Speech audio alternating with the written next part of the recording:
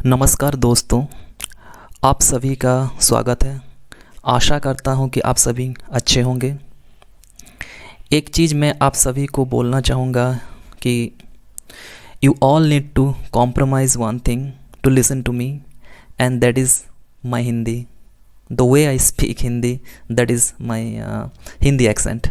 Okay, because my native language is not Hindi, so you will notice some grammatical error when I speak Hindi, so I'm sorry for that one. Okay, आज एक बहुत ही ज़्यादा important topic के ऊपर मैं आप लोगों के साथ डिस्कस करूँगा। आप अगर इंजीनियरिंग ग्रेजुएट हैं एंड आपका ड्रीम जॉब VLSI है और आप अपना करियर VLSI इंडस्ट्री में बनाना चाहते हैं, then you must listen to me. Okay, and at the end of this video, if you gained or learned something, then please like and do subscribe this channel, क्योंकि इस channel में VLSI related मैं वो हर चीज़ discuss करूँगा जो कि आप सभी को आगे जाके हेल्पफुल हो सके। ओके, सो आज का टॉपिक है tips to get a VLSI job after engineering degree. Okay,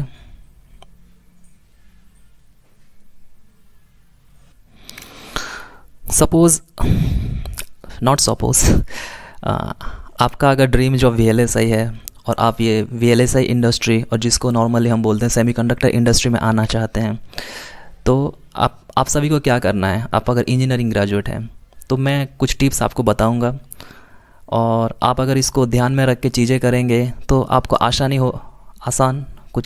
हो जाएगा। ओके, कि इस फील्ड में उतरने के लिए।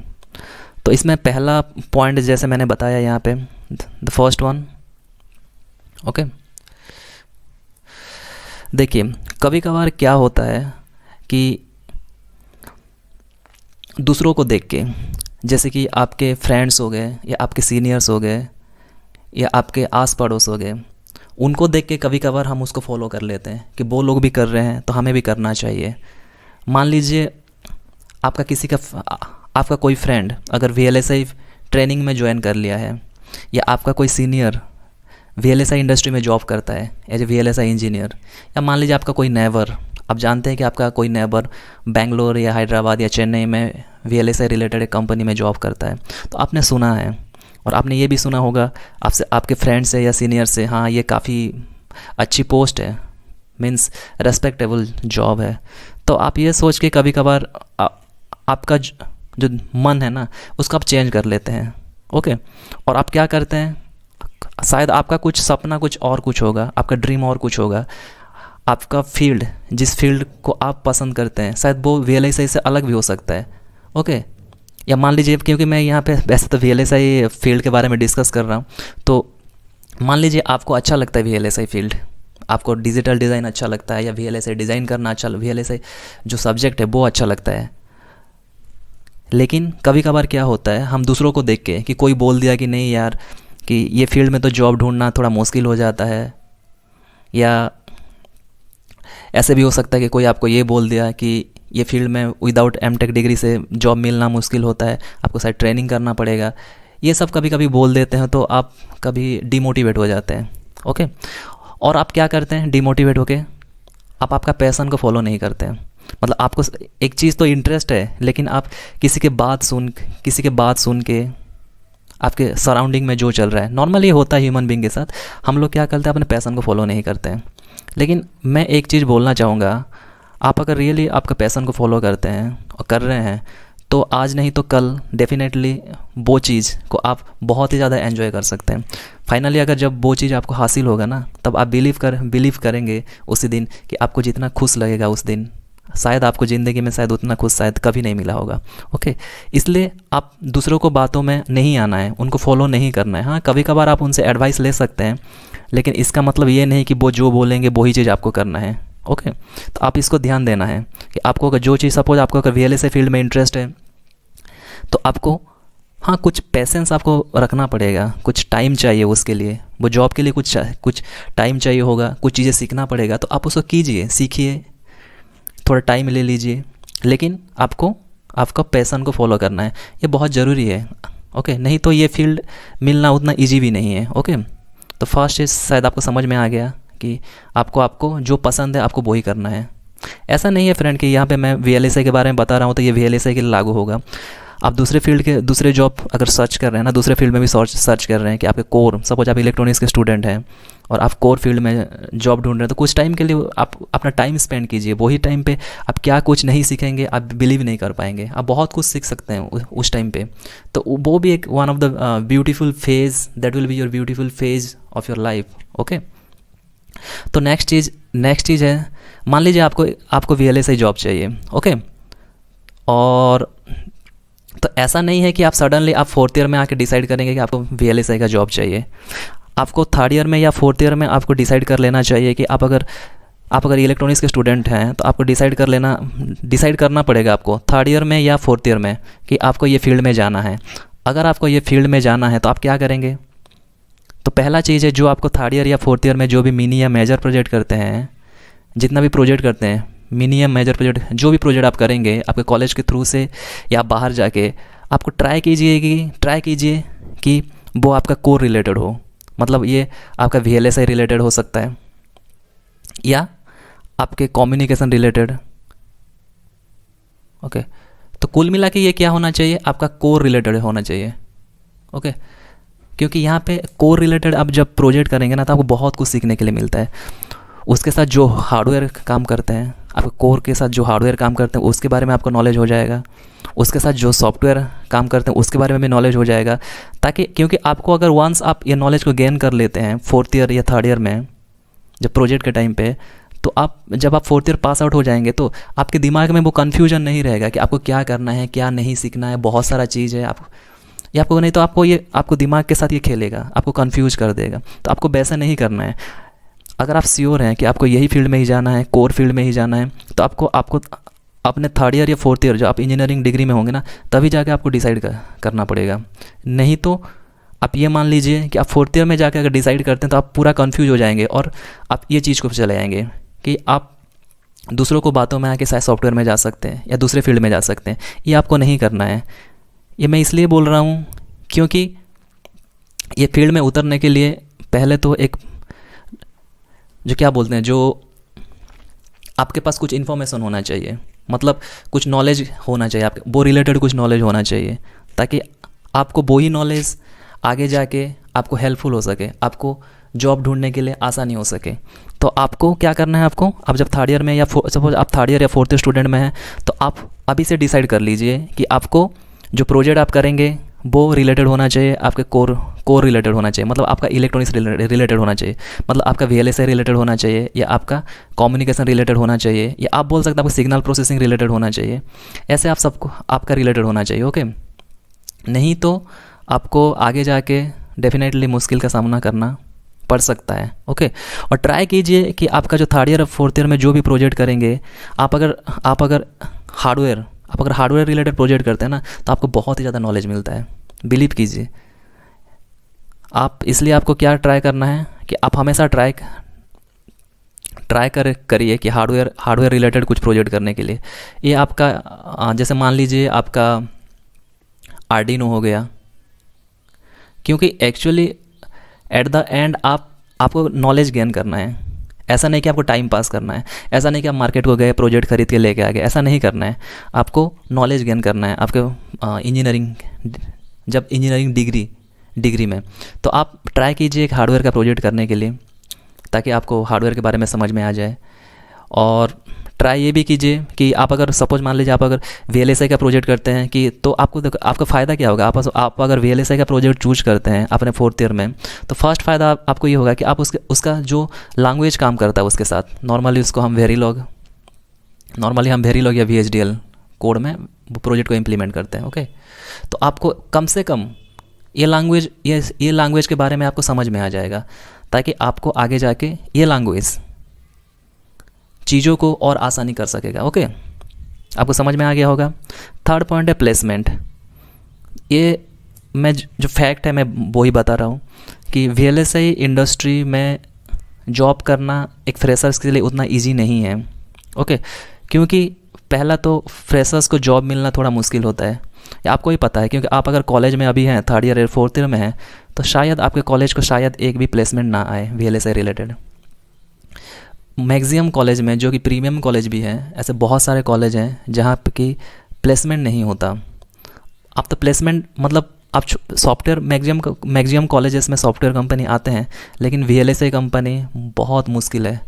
कुछ प्रीमियर कॉलेज जैसे कि आप आईआईटी हो गया या आपका एनआईटी हो गया, आईआईटी, एनआईटी या और कुछ प्रीमियम कॉलेज को छोड़ के आप मतलब सोचना भी छोड़ दीजिएगा कि आपका प्लेसमेंट, वीएलएसआई प्लेसमेंट आपके कॉलेज को भी आ सकता है। वो बहुत मुश्किल है, क्योंकि उनको भी पता है कि जो इंजीनियरिंग ग्रेजुएट हैं और उनको कॉलेज में जो पढ़ाया जाता है वो एक इंडस्ट्री स्टैंडर्ड नहीं है। ये आपको याद रखिएगा, मैं जो टर्म बोल रहा हूँ कि ये कभी भी एक इंडस्ट्री स्टैंडर्ड नहीं है। पहला चीज़ है इंडस्ट्री स्टैंडर्ड। आप जो पढ़े हैं या हम जो पढ़े हैं अपने कॉलेजेस में, वो इंडस्ट्री स्टैंडर्ड नहीं है। अगर आप जो पढ़े हैं वो इंडस्ट्री स्टैंडर्ड नहीं है, तो इंडस्ट्री क्यों प्रीफर करेगा आपको? आपको ये ध्यान रखना कि इंडस्ट्री आपको क्यों प्रीफर करेगा। आपको जाके खाली सैलरी तो देगा नहीं ना, कि आप बैठे बैठे आपको सैलरी देगा नहीं। आपको उससे काम करना चाहिए, उससे पहले आपको नॉलेज होना चाहिए। अगर आपको बेसिक नॉलेज भी नहीं है तो आपको क्यों लेगा वो? आपने बेसिक नॉलेज अगर एक बार नहीं किया है आपके इंजीनियरिंग करियर में कोर की, तो आपको लेके भी कोई उनको कुछ फ़ायदा होने वाला नहीं है। तो इसलिए नॉर्मली आप प्लेसमेंट अगर प्लेसमेंट आपको कॉलेज में अगर होता है कि VLSI related, semiconductor industry related, तो बहुत बहुत अच्छी है, उसको कभी भी मिस मत कीजिएगा। अगर नहीं हो रहा है तो आपको कॉलेज पास आउट होने के बाद ही आप उसके लिए ट्राई कर सकते हैं, या आप जब कॉलेज में हैं, फोर्थ ईयर में हैं, तब आप ट्राई कर सकते हैं। ओके, ये है प्लेसमेंट के बारे में। ओके, फोर्थ वन के बारे में है योर फाइनेंशियल स्टेटस। ओके, कभी कभी क्या होता है, जैसे कि शायद आपका अगर कोई फ्रेंड या आपका कोई सीनियर अगर वीएलएसआई ट्रेनिंग इंस्टीट्यूट में है, तो आपको शायद वो बोल सकता है कि यार तू भी ज्वाइन कर ले वीएलएसआई ट्रेनिंग। दो लोग आराम से ट्रेनिंग सेंटर जाएंगे और सीखेंगे। तो शायद बोल सकता है आपका फ्रेंड या आपका कोई सीनियर। तो हम लोग भी कभी कभी क्या होते हैं कि हम उनके बातों में आ जाते हैं और ट्रेनिंग के लिए। और आपको एक बात मैं यहाँ पे बोलना चाहूँगा, जो वीएलएसआई ट्रेनिंग होता है ना, वीएलएसआई ट्रेनिंग में बहुत सारे पैसा खर्च होता है, आपको पता है। It is very expensive, it is god damn expensive, believe me. ये बहुत ज़्यादा एक्सपेंसिव है, अराउंड 1 लाख रुपीज़ मान लीजिए मैक्सिमम, मतलब 50,000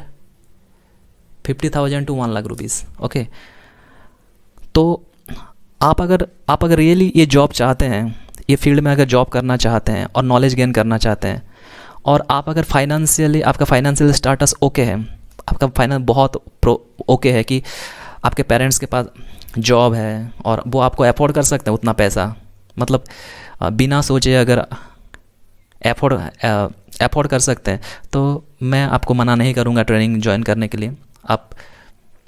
मैं क्योंकि एक वीडियो सीरीज़ बनाऊंगा वीएलएसआई ट्रेनिंग के ऊपर, वो बाद में आएगा, आप उसको देख सकते हैं। लेकिन अगर आपके पास पैसा है, आप अगर फाइनेंशियल स्टेबल हैं, तो आप नो डाउट आप ट्रेनिंग सेंटर ज्वाइन कर सकते हैं, क्योंकि ट्रेनिंग सेंटर में कुछ चीज़ें आप सीख सकते हैं जो कि आपके कॉलेज में नहीं सिखाया गया है, इसमें कोई डाउट नहीं है। ओके, मैं डिनाई भी नहीं कर रहा हूँ उस चीज़ का।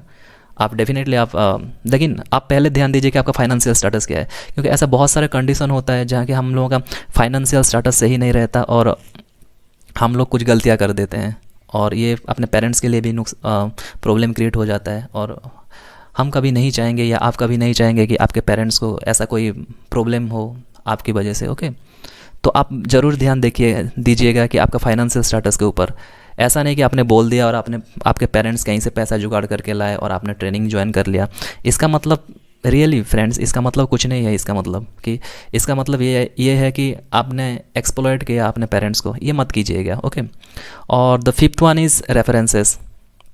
मान लीजिए आपने ट्रेनिंग कर भी लिया, आपका प्लेसमेंट नहीं हुआ, आपने ट्रेनिंग कर लिया वीएलएसआई ट्रेनिंग में, लेकिन शायद कुछ ट्रेनिंग के बाद आपको शायद ये लग सकता है कि शायद जॉब मिलना थोड़ा मुश्किल हो रहा है, क्योंकि जब वीएलएसआई ट्रेनिंग के अंदर आप हैं, ट्रेनिंग सेंटर में हैं, तो अगर वो लोग जॉब प्रोवाइड करते हैं, कुछ आपको कुछ रेफरेंसेस प्रोवाइड करके या उनके कंपनी बुला के, तो आपके लिए अच्छा है। नहीं तो अगर आप बाहर आते हैं और जॉब के लिए ट्राई करते हैं, VLSI जॉब के लिए ट्राई करते हैं, तो believe me it is very difficult to get a job, VLSI job, mostly VLSI job outside.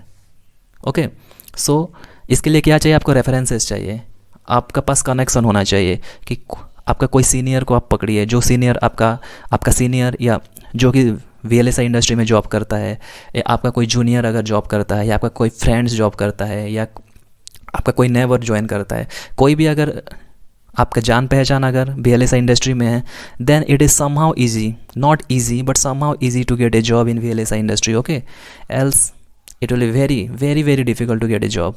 Okay, mostly in VLSI domain. Okay, so reference, आपको रेफरेंस चाहिए होता है ये फील्ड में। मोस्टली अगर आप अगर ट्रेनिंग में हैं या आप रियली जॉब ढूंढना चाहते हैं बीटेक के बाद, आपके पास मान लीजिए कुछ नॉलेज है भी, और जॉब अगर ढूंढना चाहते हैं, तो आपको थोड़ा मुश्किल हो सकता है। ऐसा नहीं कि नामुमकिन है, लेकिन आपको थोड़ा मुश्किल का सामना करना पड़ेगा इस फील्ड में। ओके, तो इसके लिए आपको क्या करना पड़ेगा? आपको रेफरेंसेस लाना पड़ेगा। रेफरेंसेस आप ढूंढिए उसके लिए जो वो फील्ड में काम करते हैं, ताकि वो आपको वही फील्ड में हेल्प कर सके कि आपको क्या चाहिए, बेसिक चीज़ क्या चाहिए। आप पूछिए उनसे आप नॉलेज गेन कीजिए, उसके बाद वो फील्ड में आप ट्राई कीजिए ताकि आपको आसानी हो सके। ओके, ये रेफरेंसेस का काम है।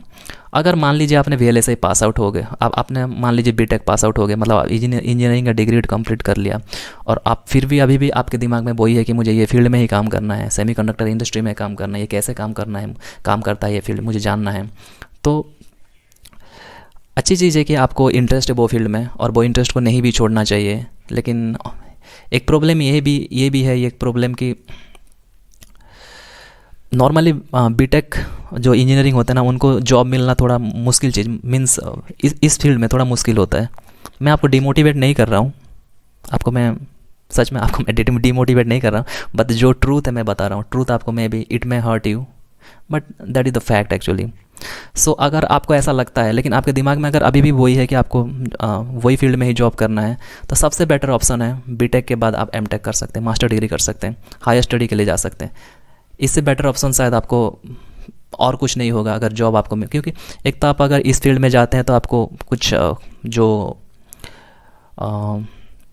आपको पता होगा कि गेट एग्ज़ाम आपको लिखना है, और आपको जब आप मास्टर डिग्री में होंगे तो आपको स्कॉलरशिप पे मिलेगा, वो भी एक फाइनेंशियली हेल्प हो जाएगा। और क्योंकि चांसेस एमटेक मास्टर डिग्री में VLSI जॉब मतलब पाना, it is little bit not easy but somehow कि आपको शायद थोड़ा इजी हो जाए मास्टर, क्योंकि जो कंपनी है ना उनको, क्योंकि जो मास्टर डिग्री होता है एक ऐसा नहीं, देख बीटेक में क्या होता है, आप इलेक्ट्रॉनिक्स में किए हैं, जब मास्टर में होगा ना, आप एक पर्टिकुलर फील्ड में करेंगे मास्टर। VLSI हो गया, या सिग्नल प्रोसेसिंग हो गया, या कम्युनिकेशन हो गया, एक पर्टिकुलर फील्ड में आप करते हैं। तो इसलिए कंपनी को भी पता है कि ये लोग एक पर्टिकुलर फील्ड में करते हैं, तो वो पर्टिकुलर फील्ड की कंपनी आपको चूज करेंगे। ओके, तो हायर स्टडी में ही चांसेस ज़्यादा है कि आपको VLSI का जॉब मिले। तो इसलिए मैं भी आपको बोलूँगा, अगर आपको रियली इंटरेस्ट है ये फील्ड में और आपको हायर स्टडी के लिए भी इंटरेस्ट है, तो definitely you must go for it, higher study. Okay दोस्तों, सो ये आज इतना ही। और अगर आपको अच्छा लगा ये वीडियो तो आप लाइक कर सकते हैं और चैनल को सब्सक्राइब भी कर सकते हैं। ओके, और अगर आपको कुछ डाउट है, कुछ पूछना है, तो डेफिनेटली आप मुझे पूछ सकते हैं। I am always eager to share whatever I have and whatever I know. Okay then, thank you for watching and have a nice day.